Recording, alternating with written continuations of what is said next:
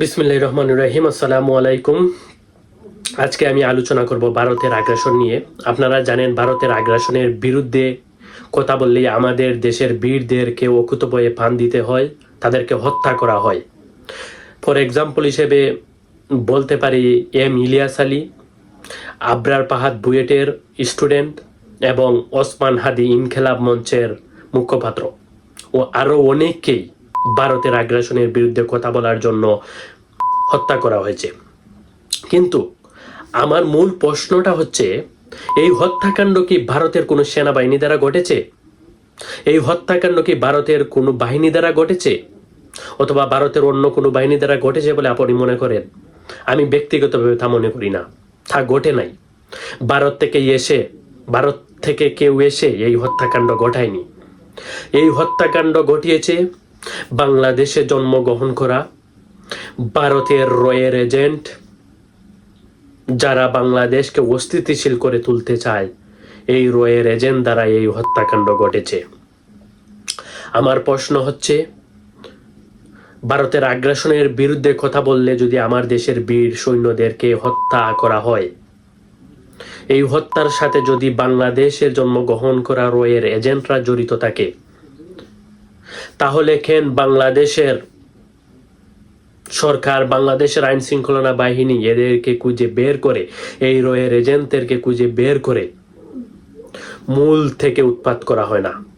এদের প্রজন্ম থেকে প্রজন্মকে কেন আইনের আওতায় আনা হয় না? এদেরকে কেন শাস্তির মুখে সম্মুখীন করা হয় না? তাদেরকে কেন ছেড়ে দেওয়া হচ্ছে?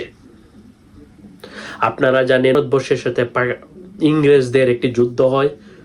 তখন ভারতবর্ষের একজন জন্মগ্রহণ করা মীর জাফরের কারণে কিন্তু এই পলাশির যুদ্ধে ভারতবর্ষকে হারতে হয়। সেই মীর জাফরের কারণে ইংরেজরা ভারতবর্ষকে 200 বছর শাসন করেছিল, শুধু একজন মীর জাফরের কারণে, সেই পলাশির যুদ্ধে হেরে। তেমনি বাংলাদেশে জন্মগ্রহণ করা ভারতের রয়ের এজেন্ট মীর জাফরদেরকে খুঁজে বের করে অতি সত্বরই তাদেরকে মূল থেকে উৎখাত করতে হবে। আর না হয় এ দেশে গাপটি মারা বসে থাকা ভারতের রয়ের এজেন্টরা এই দেশে বীর জন্মাতে দিবে না। এই দেশে ভারতের আগ্রাসনী ভূমিকা পালন করার মতো সৈনিক জন্ম হতে দেবে না। জন্ম হলেই তাদেরকে অল্প বয়সেই মৃত্যুর দিকে ঠেলে দিবে, অল্প বয়সেই তাদেরকে হত্যা করা হবে বলে আমি ব্যক্তিগতভাবে মনে করি। এই মীর জাফরদেরকে আগে চিহ্নিত করুন এবং তাদেরকে ধরে তাদের মূল থেকে উৎখাত করুন এবং বাংলাদেশকে স্বাধীন করুন। আর না হয় এই যুদ্ধে আমরা হেরে যাওয়ার সম্ভাবনা থাকে বেশি। আমাদের দেশের বাংলার আপামর জনতা অলওয়েজ ভারতের আগ্রাসনের বিরুদ্ধে ভূমিকা পালন করছে। ভারতের আগ্রাসনের বিরুদ্ধে বাংলার মানুষ সোচ্চার রয়েছে। সেই সোচ্চারের নেতাদেরকে যাচাই বাছাই করে ভারতের রয়ের এজেন্টরা বাংলাদেশে জন্মগ্রহণ করা দালালদের দ্বারা হত্যা করছে এবং বাংলাদেশের সার্বভৌমত্বকে একটি অস্থিতিশীল করার পায়তারা করছে, যা অত্যন্ত অশৃঙ্খলবোধ এবং দুঃখজনক।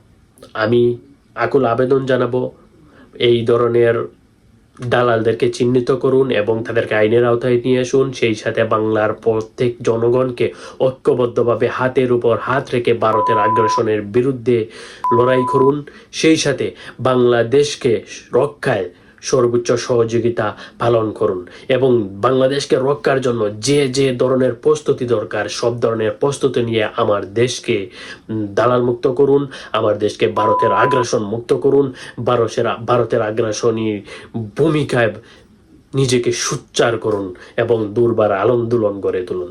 সেই সাথে ভালো থাকবেন, সুস্থ থাকবেন। আসসালামু আলাইকুম।